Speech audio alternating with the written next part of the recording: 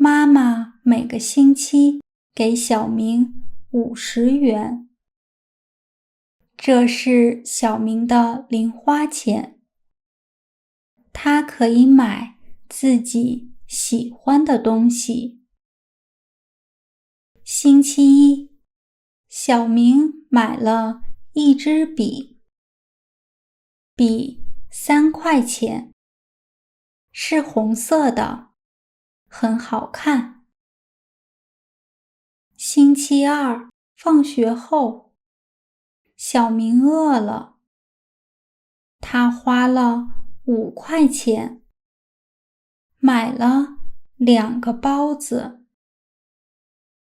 那天晚饭，他吃的很少，他一点儿也不饿。星期三，小明去了书店，他花了24元，买了一本学画画的书。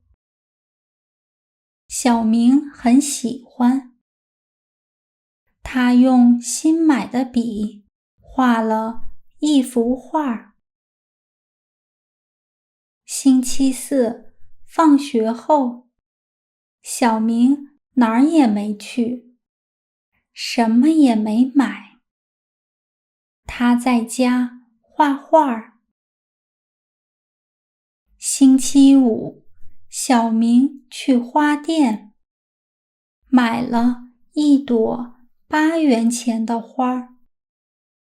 那天是妈妈的生日，他送给妈妈一朵花和他画的画。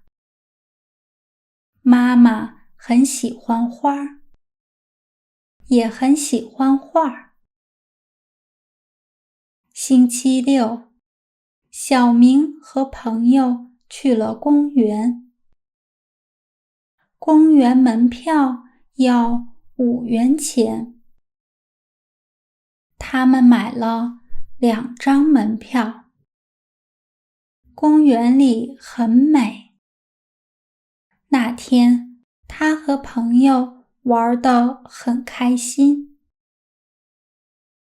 星期日，小明还有5元钱。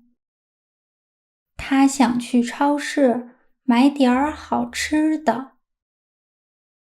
路上，他看见一只小猫。小猫又冷又饿。小明想了一想，去超市给小猫买了一点吃的，给自己什么也没买。他什么也不需要了。看见小猫吃东西，他觉得高兴极了。在视频下方的描述栏中，可以找到额外学习资料的链接。谢谢大家的收看，我们下次见。